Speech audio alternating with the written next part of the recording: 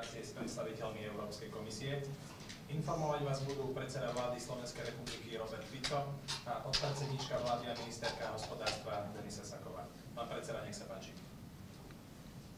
Ďakujem pekne. Vážené dámy a páni, dovolte mi, aby som vás všetkých pozdravil a privítal na tejto tlačovej konferencii. Welcome everybody.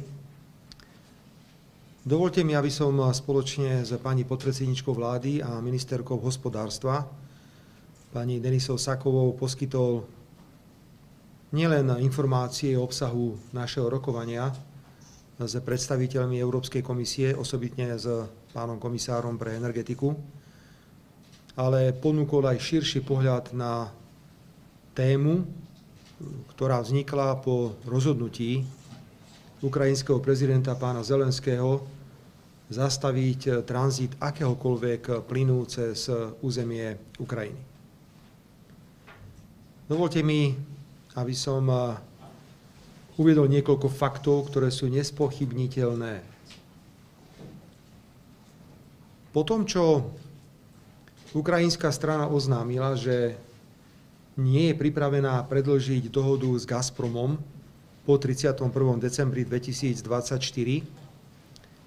a nebude pokračovať v tranzite ruského plynu, sme vyvinuli maximálne úsilie na všetkých úrovniach, aby sme zabezpečili pokračovanie tranzitu plynu cez územie Ukrajiny na územie Slovenska a potom ďalším odberateľom v západnej Európe. Je potvrdené, že na túto tému sme hovorili tak s ruskými partnermi, tak s ukrajinskými partnermi. Hovorili sme dokonca aj s predstaviteľmi iných krajín, ako napríklad Azerbajdžan.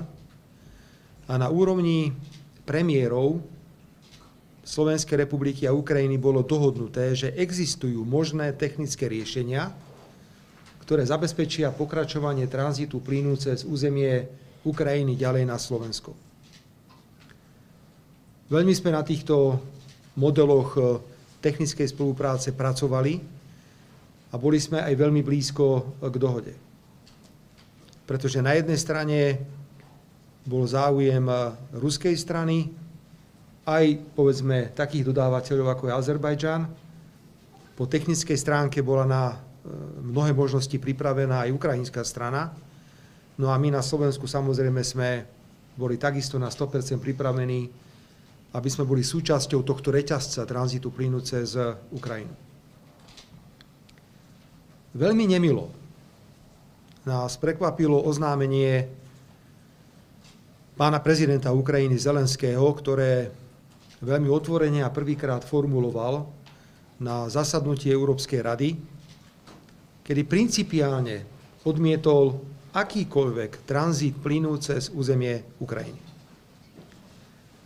Keď som argumentoval, že na úrovni predsedov vlád sú iné dohody a že sme blízko k dobrému technickému riešeniu, ktoré by pochopiteľne rešpektovalo aj rozhodnutie Ukrajiny nepokračovať v spolupráci s Gazpromom, dostal som odpoveď, že žiadny plyn cez Ukrajinu nepôjde, nech je to plyn akýkoľvek. Môžem už v tomto, pani podpredsedníčka, okamihu povedať, že sme napríklad ponúkali technické riešenie, ktoré mohlo napríklad spočívať v tom, že SPP, Slovenský plynárenský priemysel akciová spoločnosť, by si vytvorila dcérskú spoločnosť. Táto dcérská spoločnosť by na hraniciach medzi Ukrajinou a Ruskom nakúpila plyn a potom by Ukrajina tranzitovala už slovenský plyn a nie plyn ruský alebo nejaký iný.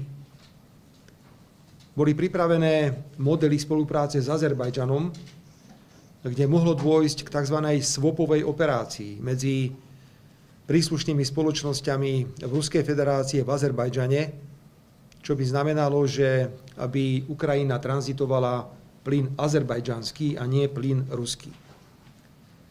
Rozhodnutie prezidenta Zelenského, ktoré urobil pred Vianocami, nemá preto nič spoločné so zdravým rozumom.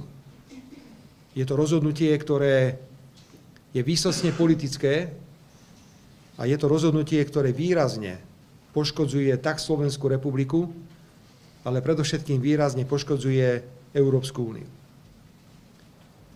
Dovolte mi, aby sme zopakovali údaje, s ktorými my narábame a ktoré som dnes prezentoval na stretnutí s Európskou komisiou.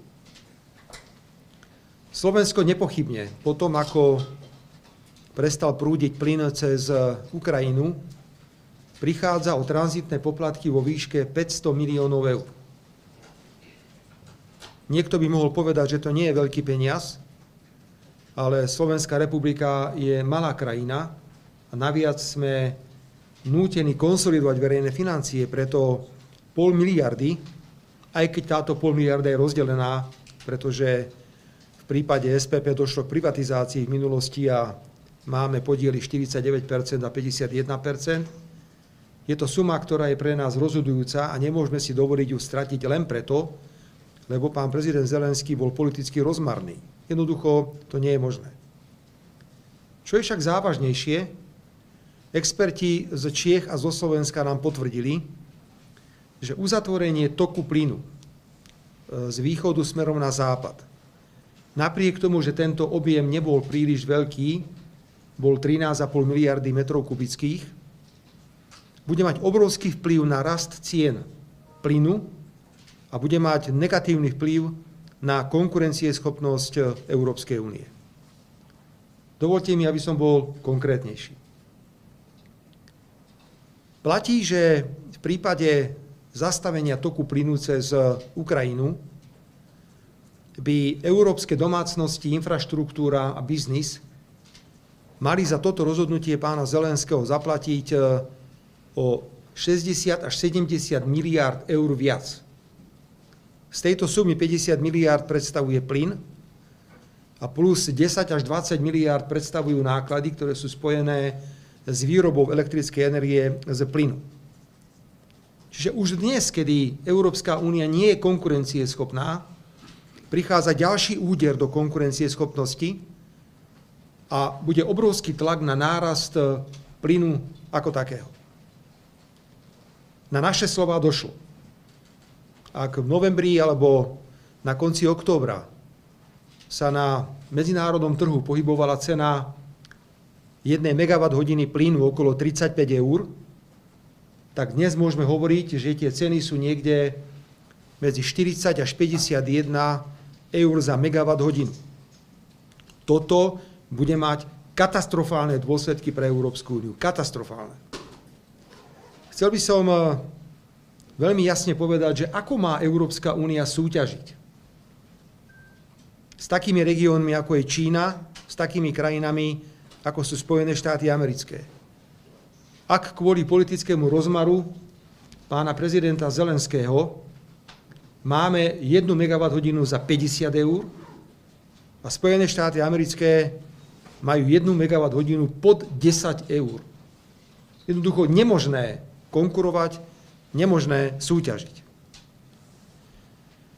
Vláda Slovenskej republiky, definujúc tieto vážne problémy, sa obrátila na Európsku komisiu a požiadala komisiu o vyjadrenie, či je nejaká prekážka právneho charakteru alebo politického charakteru, ktorá by bránila tranzitu plynu cez Ukrajinu. Ak zoberiem, že je tu plán Európskej únie ukončiť niekedy v roku 2027 dovoz plynu z východu, hoci tento plán sa môže meniť, možno pôjde ku koncu vojny a všetko môže byť iné, tak si treba uvedomiť, že Európska únia sa dostáva do polohy, kedy nemá žiadnu odpoveď, ako bude reagovať, pokiaľ ide o najbližšie mesiace a najbližšie roky. My sme prijali od komisie informáciu, že neexistuje žiadny právny predpis v európskom práve. Neexistuje žiadny systém sankcií, ktorý by bránil Ukrajine pokračovať v tranzite plynu. Čiže opäť opakujem, ide o politický rozmar prezidenta Zelenského, ktorý okrem iného trúsi aj poznámky typu, že zastavenie toku plynu cez Ukrajinu na Slovensko má spôsobiť zemetrasenie na slovenskej politickej scéne má spôsobiť predčasné parlamentné voľby a pád vlády. Pretože pravdepodobne narazil na politickú generáciu na Slovensku, ktorá mu vie povedať aj nie, pretože doteraz počúvali iba samé áno.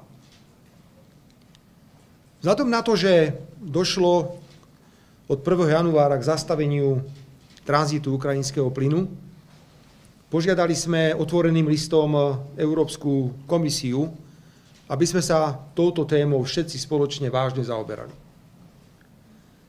Dostávam sa k samotnému stretnutiu s pánom komisárom pre energetiku a s jeho tímom. Chcem veľmi jasne povedať, aby neboli žiadne pochybnosti, že vláda Slovenskej republiky nemá záujem eskalovať napätie.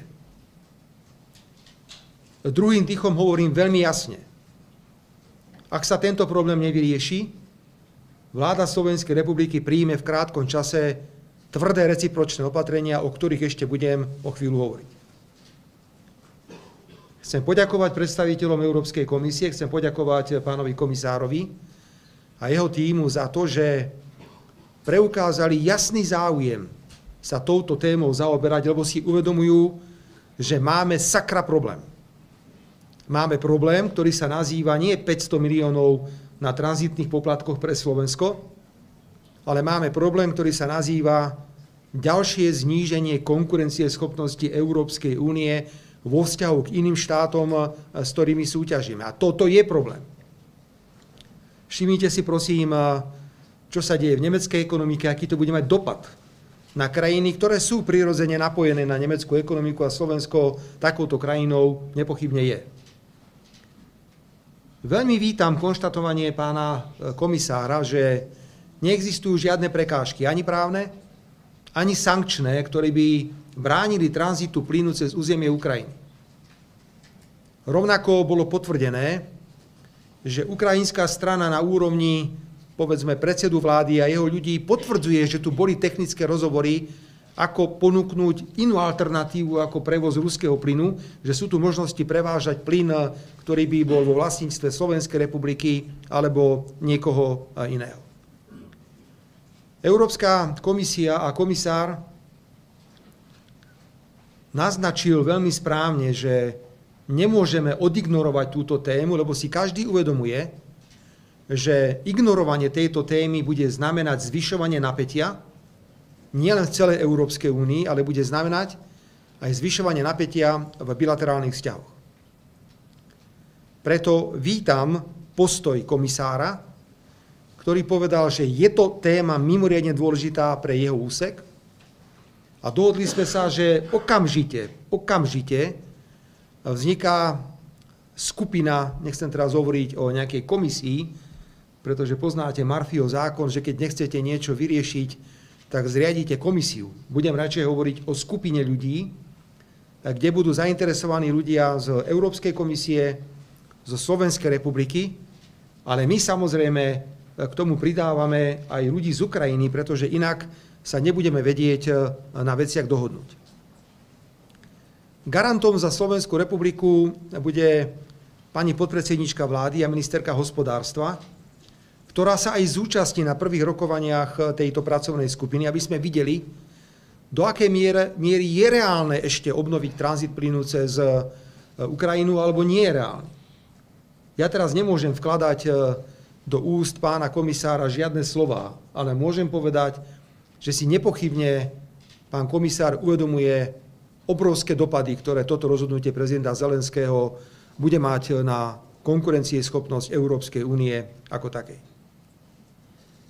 Ak som navštívil, dámy a páni, Moskvu, ak komunikoval som s ukrajinským premiérom Denisom Šmihalom, ak sme dnes tu v Bruseli, tak my neriešime otázku zahranično-politickej orientácie Slovenska. Dámy a páni slovenskej opozície, už sa zobuďte. Toľko budete rýpať do zahranično-politickej orientácie Slovenska, až sa to môže stať pre významnú časť slovenskej verejnosti veľkým problémom. My cestujeme po svete, či je to Moskva, či je to Užhorod, alebo je to Brusel, alebo sú to ktorékoľvek iné krajiny, pretože musíme vyriešiť vážny problém, ktorý sa týka tak Slovenska, ako sa samozrejme týka celej Európskej únie. My riešime problém, my neriešime zahranično-politickú orientáciu. A rád by som konečne počul od predstaviteľov slovenskej opozície, aby nám povedali, čo s tým ideme robiť. Hodíme na oltár vlasti 70 miliárd eur v rámci Európskej únie? Hodíme na oltár pánovi Zelenskému ďalších 500 miliónov, pokiaľ ide o tranzitné poplatky a 1 miliardu možno na komodite v nasledujúcom období? Takže poprosím aj vás, dámy a páni v médiách, toto nie je o guličkách. Toto je aj o tom, ako bude Európska únia vyzerať o niekoľko rokov. Toto je určite aj o tom, že Slovenská republika je členský štát Európskej únie, je členský štát NATO. A prirodzene očakávame, že Európska únia bude predovšetkým myslieť na záujmy svojich vlastných členských štátov a na záujem Európskej únie ako takej. Som presvedčený, dámy a páni, po dnešnom stretnutí, ktoré bolo mimoriadne konštruktívne, a chcem ho ešte raz oceniť s predstaviteľmi Európskej komisie, že záujem predstaviteľov komisie tento problém riešiť je vážny a je úprimne myslený. A že pôjdeme do toho s plnou vervou a že nemusíme dnes povedať definitívne, že už sa nedá s touto témou nič robiť. Prosím, nepoviem nič nové, povedal som to predsedovi ukrajinskej vlády opakovane. Milý Denis, ak nebudete používať infraštruktúru, ktorú máte na území Ukrajiny, na tranzit plynu, na západ, tak táto infraštruktúra bude vojensky zničená. Pretože v takomto okamihu sa stáva pre Ruskú federáciu nepotrebnou. Naviac sú to predstavitelia ukrajinských spoločností, ktoré majú na starosti plyn a ropu, ktorí hovoria, že majú vlastné zásoby plynu a že príde okamih, kedy by radi tento plyn exportovali do západnej Európy, ale na to budú potrebovať túto infraštruktúru. Je v životnom záujme Európskej únie. Je v životnom záujme aj členských krajín, ako je Slovensko, ktoré prichádza o 500 miliónov eur, aby tranzit nejaký čas pokračoval. Najmä v tomto ťažkom období. Pretože znovu prosím, počúvajte tie čísla. Cena megawatt hodiny pre Európsku úniu 50 eur, v Spojených štátoch pod 10 eur. Ako chcete súťažiť, ako chcete konkurovať. Spoločne s pani podpredsedníčkou vlády budeme tento proces sledovať.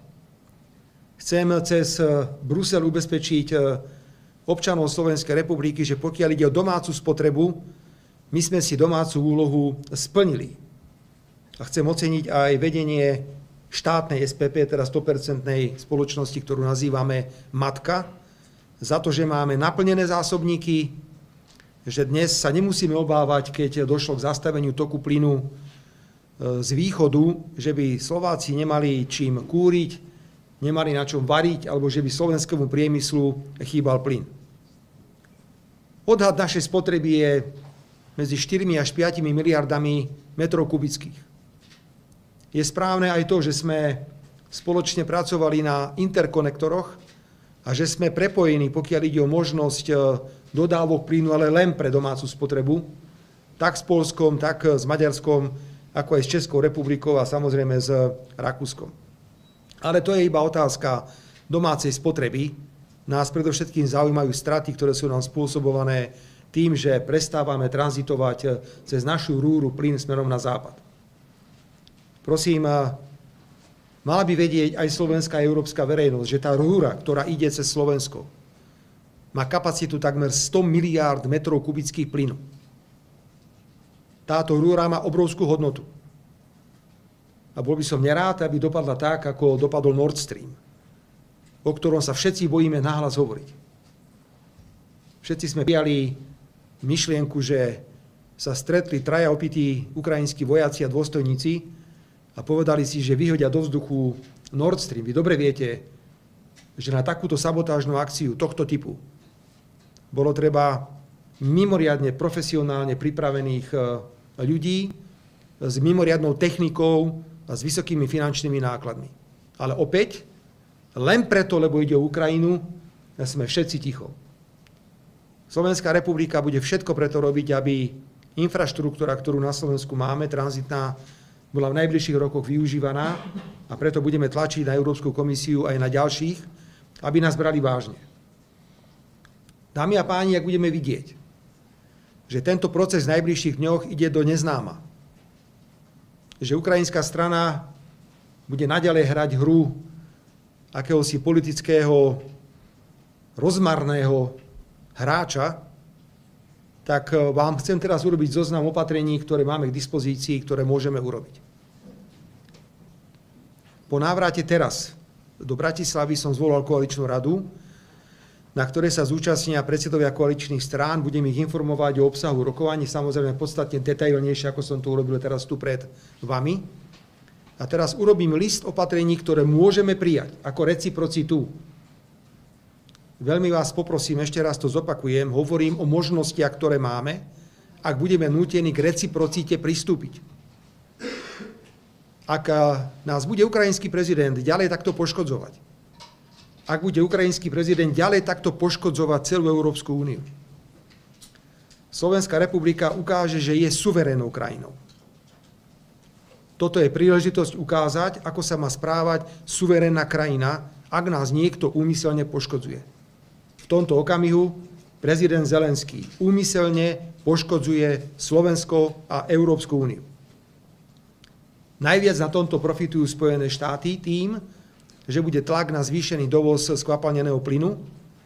A chcel by som ešte zvýrazniť jednu morálnu otázku, a to je, že všetci hovoria o ukončení dovozu ruského plynu a pritom európske krajiny vo veľkom nakupujú ruský skvapalnený plyn. Tie objemy sú obrovské a blížia sa objemom, ktoré prichádzajú zo Spojených štátov amerických. Čo teda môžeme urobiť? Poprvé, môžeme zastaviť všetku humanitárnu pomoc, dokonca aj tú, ktorá bola nedávno schválená na vláde Slovenskej republiky, kde sme mali na stole zoznam odmiňovacích zariadení, nákladných bágrov a ďalšie veci, ktoré boli ako nesmrtiaca pomoc určené Ukrajine. Samozrejme, že toto má viac symbolický rozmer ako skutočný rozmer, ale je to prejav reciprocity vo vzťahu k Ukrajine alebo k prezidentovi, ktorý vás úmyselne poškodzuje. Druhá možnosť, dámy a páni, ktorú máme, je, že vláda Slovenskej republiky rozhodne o výraznom znížení alebo dokonca úplnom odňatí rôznych dávok, ktoré dostávajú na území Slovenskej republiky občania Ukrajiny, ktorí k nám prišli po začatí vojnového konfliktu. Áno, niekto môže povedať, že to je kruté, čo teraz hovorím, ale kruté je aj to, čo robí Zelenský voči nám a čo robí voči Európskej únie. Je to poškodzujúce, je to kruté. A som sám ešte zvedavý, čo sa bude diať na Ukrajine, pretože to nie je iba otázka toku plynu z východu na západ, ale takisto sa prakticky maria akékoľvek možnosti dodávok plynu z západu na východ. Ďalšie opatrenie, ktoré máme k dispozícii, dámy a páni, je opatrenie, ktoré sa dotýka dodávok elektrickej energie na Ukrajinu. Už sme počuli opäť všelijakých vyhlásených expertov na Slovensku, všetko majú zrátané a samozrejme zase my sme najhlúpejší na svete, lebo nevieme, o čom hovoríme. Slovenská republika má záujem na tom, aby medzi Slovenskom a Ukrajinou existovalo dobré energetické prepojenie a preto aj projekt interkonektora Veľké Kapušany a Mukačevo je pre nás dôležitý, pretože raz bude po vojne a Slovensko bude čistým exportérom elektrickej energie, pretože ak na budúci rok spustíme ďalší blok v Mochovciach a postavíme ďalšiu atomovú elektráreň, my potrebujeme dobré energetické prepojenia, aby sme mohli elektrínu vyvážať. Ja vôbec nehovorím o tomto, ja hovorím o dodávkach elektrickej energie pre tzv. Havarijné situácie.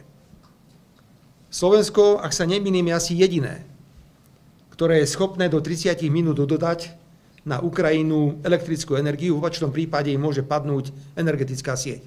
Opäť pomerne tvrdé recipročné opatrenie, Ale pýtal sa pán Zelenský nás, či nám náhodou nebude chýbať 500 miliónov eur a potom aj ešte korumpoval. Povedal, že on mi tých 500 miliónov dá z ruských aktív za predpokladu, že budem hlasovať za členstvo v NATO, pokiaľ ide o Ukrajinu. Nehovoriac o tom, že Slovensko nebude rozhodovať o členstve Ukrajiny v NATO, môj názor poznáte, ale sú tu iní hráči, dôležitejší, ktorí majú problém s členstvom Ukrajiny v NATO. O čom sa bavíme, o akých objemoch, pokiaľ ide o túto elektrickú energiu? V roku 2024 sme takto dodali na územie Ukrajiny 57 000 MWh elektriny, ktorá bola použitá práve v týchto havarijných prípadoch. Objem, ak to dám do peňazí, je iba 12 miliónov eur v porovnaní s 500 miliónmi, o ktoré prichádzame vďaka Zelenskému. Pozor, klame každý, kto tvrdí, že týchto 12 miliónov v prípade reciprocity by bola strata štátu. Z týchto peňazí nejde ani euro do SEPSu, nejde ani euro do štátu. Tieto peniaze idú výrobcom elektrickej energie. Takže toto recipročné opatrenie má samozrejme svoju logiku. Prejdem na úroveň politickú. Viete, že sú niektoré rozhodnutia, ktoré potrebujú jednomyseľnosť v Európskej únii. Ak nemá problém pán prezident Zelenský hodiť do koša 800 miliónov eur, ktoré by inak Ukrajina dostala za tranzit plynu cez svoje územie, a súčasne takto naťahuje ruku a pýta si ďalšie miliardy od Európskej únie, tak sa môže stať, že niektorí politici sa v Európskej únii spätia a povedia nie. Lebo je potrebná jednomyseľnosť. Preto ja musím oznámiť, že musím rátať aj s tým, že existuje právo veta, ktoré v prípade potreby by som pochopiteľne mohol využiť. Nehovoriac o iných opatreniach, kde sa potrebuje a vyžaduje jednomyseľnosť vo vzťahu k Ukrajine ako takej. Vrátim sa oblúkom na úvod a poviem, vláda Slovenskej republiky nemá záujem eskalovať túto situáciu, ktorá vznikla. Chceme ju riešiť. Nám záleží, aby sme mali príjmy, aby pokračoval plyn do Európy a nech sa nám zlepšuje konkurencieschopnosť v Európskej únii a nie znižuje.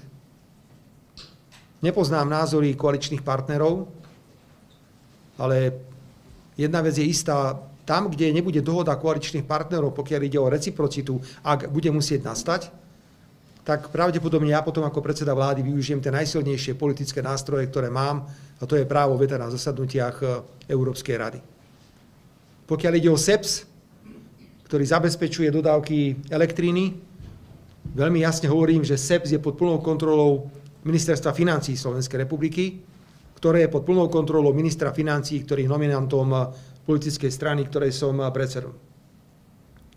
Pravdepodobne bude problém zákon prijať o znížení alebo úplnom odstavení dávok občanom Ukrajiny, pretože to musí byť zákon prijatý v parlamente. Počúvate rôzne názory, rôzne stanoviská. Takže tu by sme mohli naraziť na problém, ale pokiaľ ide, opakujem, o zastavenie humanitárnej pomoci, na to vláda má dostatok hlasov. Ak ide o zastavenie dodávok elektriny v havarijných situáciách, to viem urobiť okamžite. Pokiaľ ide o právo veta, toto právo si ja ponechávam ako predseda vlády Slovenskej republiky.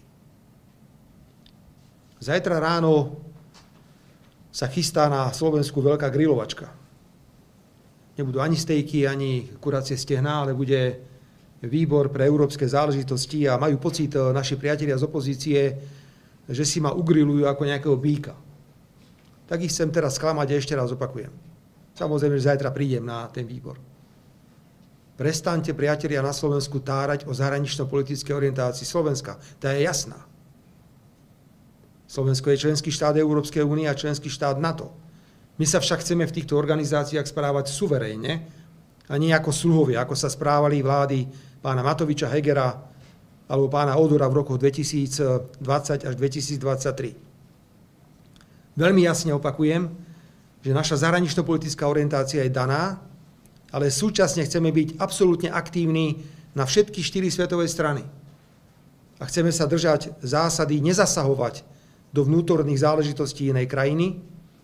A samozrejme chceme vychádzať predovšetkým z rešpektovania medzinárodného práva, čo je najsilnejší nástroj, s ktorým môže pracovať krajina, ak nemá vojenskú silu, aby mohla presadzovať svoje stanoviská alebo svoje postoje. Celé rozhovory s pánom prezidentom Putinom, rozhovory s ukrajinským premiérom Denisom Šmihalom, rozhovory dnes boli len a len o obrovskom ekonomickom probléme, ktorý nám vytvoril absolútne iracionálnych politických dôvodov prezident Zelenský, ktorý si asi myslí, že týmto vyrieši celý svet, ale škodí predovšetkým sám sebe. Ešte raz ďakujem Európskej komisii za dnešné stretnutie. My sme na 24-hodinovej báze pripravení po dnešnom stretnutí pokračovať a dať do toho všetku energiu, lebo nám na tom absolútne záleží. Pani podpredsednička, ak chceš doplniť, ak som na niečo zabudol, nech sa ti páči. Možno len jednu vec. Presun sa trošku bližšie, ak ťa môžem poprosiť. Ďakujem veľmi pekne. Vážené dámy, vážení páni, tak ako naša vláda, ktorá nastupovala v októbri minulého roka do svojich úradov, do roku 2023, sľubovala, že slovenským domácnostiam a slovenskému priemyslu zabezpečí stabilné dodávky energií a za priateľné ceny, tak ako pán premiér povedal, snažili sme sa o to dlhé mesiace, čo sa týka plynu. Od februára roku 2024, či to bolo vedenie ministerstva hospodárstva alebo vedenie slovenského plynárenského priemyslu, pracovalo na viacerých scenároch, ako by mohol pokračovať tranzit plynu cez Ukrajinu smerom do strednej Európy. Tieto scenáre, mysleli sme si, že budú mať šancu prijatia v rámci všetkých partnerov. Žiaľ, pred Vianocami sme sa dozvedeli od prezidenta Zelenského, že rozhodnutia a rokovania aj s ukrajinskými predstaviteľmi boli neúspešné a tento tranzit po 1.1.2025 sa neobnoví. My naopak túto nádej nestrácame, pretože chceme, aby slovenskí ľudia, slovenský priemysel mali dostatok energií, mali ich za dostupné ceny. Tak ako pán premiér spomenul, na túto sezónu a na tento rok a na túto zimnú sezónu sme pripravení, máme dostatok plynu v zásobníkoch, máme diverzifikačné kontrakty na dodávku komodity, máme podpísané diverzifikačné kontrakty na rôzne tranzitné prenosové sústavy. No nevzdávame sa a naopak ďalej budeme rokovať, a teda aj na úrovni Európskej komisie, aj s ukrajinskou stranou, aj s inými dotknutými partnermi, aby sa dodávky a tranzit plynu cez Ukrajinu obnovili.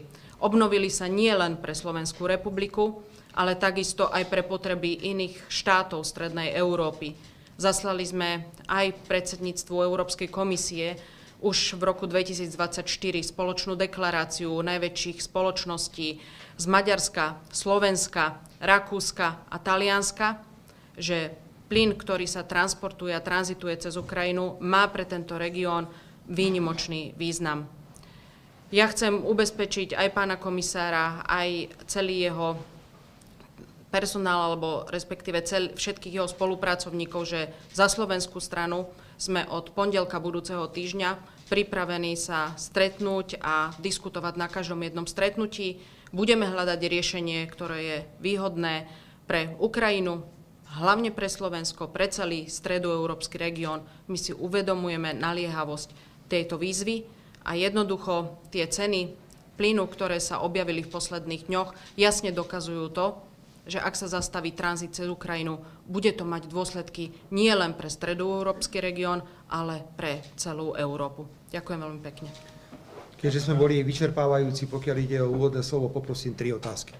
Ďakujem veľmi pekne. Teraz je priestor pre 3 otázky. Televízia JOJ. Dobrý deň, Lenka Ježová, televízia JOJ, pán premiér, po prípade pani ministerka. Keby ste nám mohli vysvetliť, že čo všetko vstupuje do tej sumy tých 500 miliónov za tie tržby, lebo keď si otvorím naozaj tržby Eustreamu, tak je tam klesajúca tendencia v roku 2019, v roku 2020 to bolo 186 miliónov, takže čo všetko vlastne do toho vstupuje. A zároveň vás chcem požiadať o reakciu na to, že vy hovoríte, že je to hlavne problém porážka Európskej únie, že Rusko to prakticky nepocíti. Dnes Bielý dom dal stanovisko, že to považuje za jednu z najdražších porážok Moskvy, zároveň hovorí, že to pripraví Rusko o 6,5 miliardy dolárov z ročného príjmu z predaja plynu do Európy. Keby ste to mohli obidve veci okomentovať a zároveň ešte ak vám prosbu po tlačovej konferencii, keby ste slovenským médiám vedeli dať stanovisko ku katastru, ktorý sa dal. Ďakujem.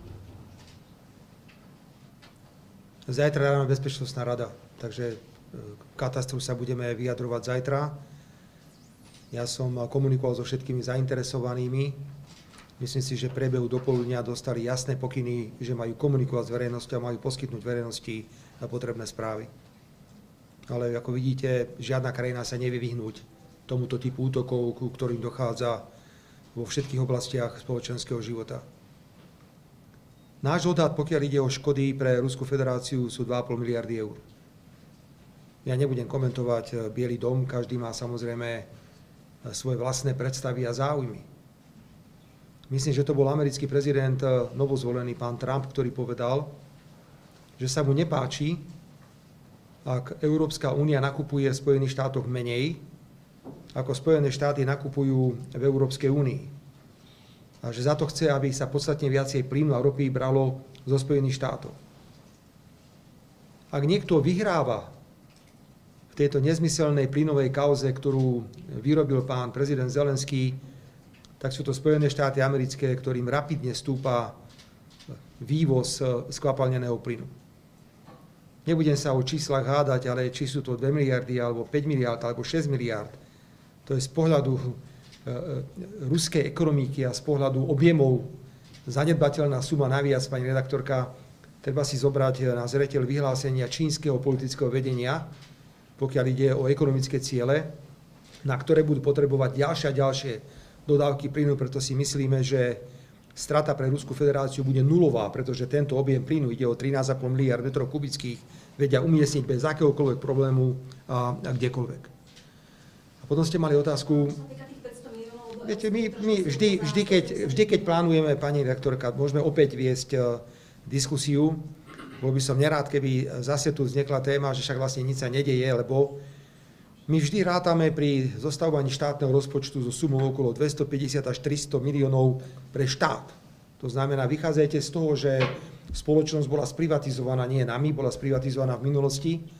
49% vlastní zahraničný vlastník, 51% vlastní štát, ale 49% vlastník má manažerskú kontrolu nad celou firmou.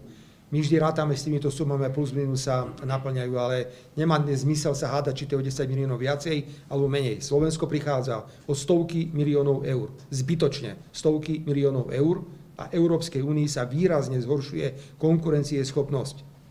Porovnajte cenu plynu pod 10 eur za megawatt hodinu s cenou plynu okolo 40 až 51 eur za 1 megawatt hodinu.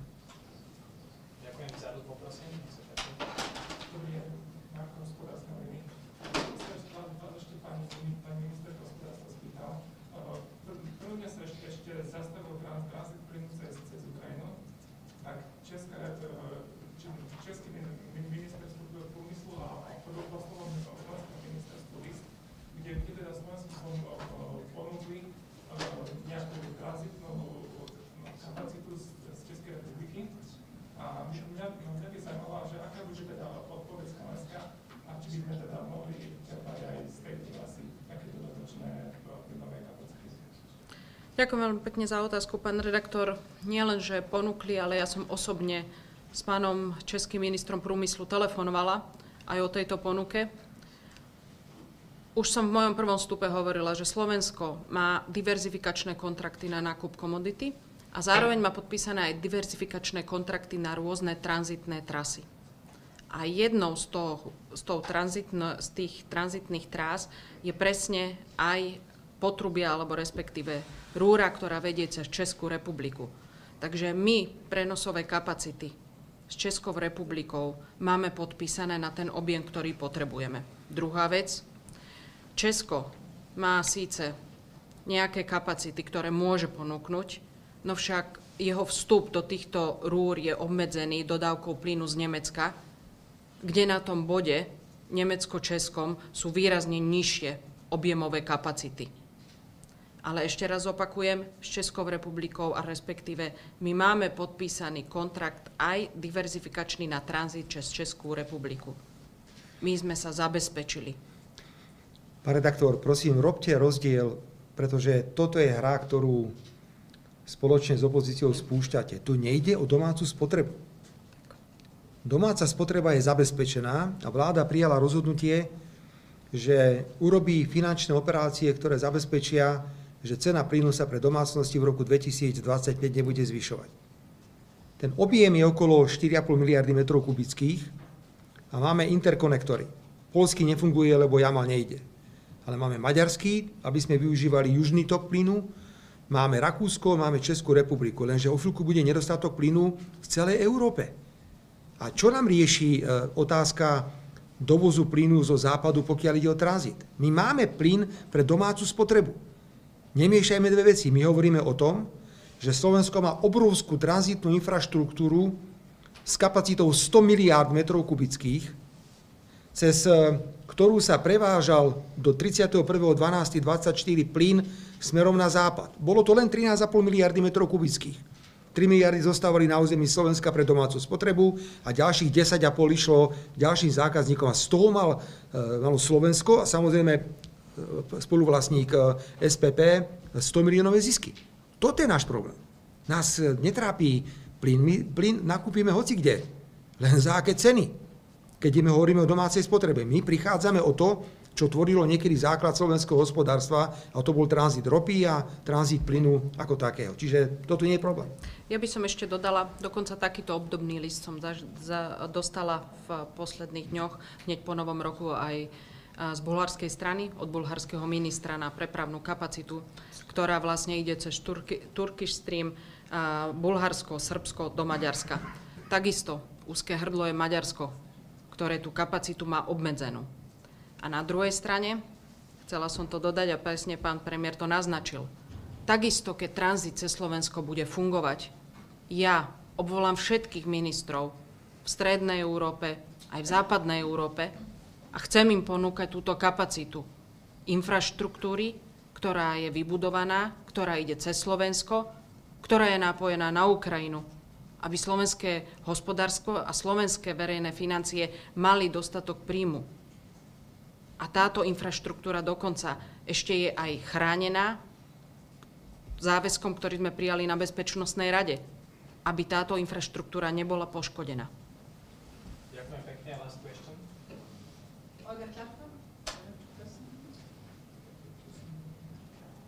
Maybe you hear me. So Olga Klappner, German television. Prime Minister, you just said that also the Commission understood that it's a damn problem what you have. So, but if the EU is not able to find a solution to your problem, what measures will you take? And maybe if I can ask another question, you said that this problem you have, this actual gas problem, is a problem about for the EU. So how the EU will look like in the future. So how should the EU look like in the future, and how does it differ from the actual relationship you have at the moment with the EU? Odpoviem po slovensky. Ja si myslím, že podstatná časť toho, na čo sa pýtate, bola zodpovedaná, ale zopakujem. Vidím úprimný záujem Európskej komisie sa touto témou zaoberať. To je pre mňa najpodstatnejšie. Preto ak nebude pokračovať tranzit plynu cez Ukrajinu, tak to bude len kvôli politickej tvrdohlavosti prezidenta Zelenského. Nič nebráni.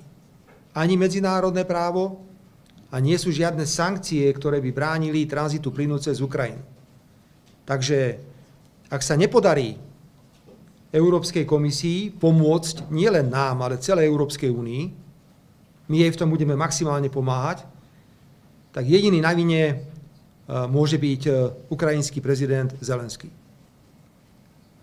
Pokiaľ ide o druhú otázku, ak k tomu dôjde, že poškodenie Európskej únie bude trvalé, takisto ako bude poškodenie Slovenskej republiky trvalé, ako to sedím, oznamujem, že Slovensko pristúpi k recipročným opatreniam a nejaký list týchto recipročných opatrení som už prezentoval. Pýtate sa, že Európa bude iná. My vedieme v Európskej únii mimoriadne vážnu diskusiu na tému, ako budeme konkurovať. To je tá večná téma competitiveness, ako to celé bude. Zdá sa, že zatiaľ nemáme na to veľa odpovedí a bol by som veľmi nerád, keby politickou odpoveďou na konkurencieschopnosť Európskej únie boli nejaké naivné predstavy o európskom superštáte.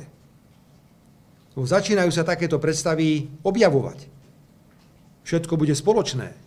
spoločné dane, spoločná kontrola tých najmenších finančných inštitúcií, spoločné nákupy, spoločné neviem čo. Ja si myslím, že toto je cesta do pekla, ak si niekto myslí, že budúcnosť Európy je založená na nejakom európskom superštáte. My sme pripravení byť solidným členom Európskej únie, ale sú červené čiary, ktoré v žiadnom prípade nevieme prekročiť. Pani redaktorka, moja odpoveď je jednoduchá. Ak budeme pokračovať tak, že náš priemysel bude mať k dispozícii plyn za 50 eur za megawatt hodinu a Spojené štáty za 7 alebo za 8 eur, tak o niekoľko rokov budete vidieť ekonomickú katastrofu v tomto priestore. Čiže hovorím o zmenách, ktoré sa týkajú ekonomickej výkonnosti a konkurencie schopnosti Európskej únie a na tom by nám malo všetkým mimoriadne záležať. Všetkým vám ďakujem za záujmu túto tlačovú konferenciu a želáme vám všetko dobre. Ďakujem pekne. Prime Minister, what exactly Ukrainian refugees have to expect? Prime Minister, can you tell us what you agreed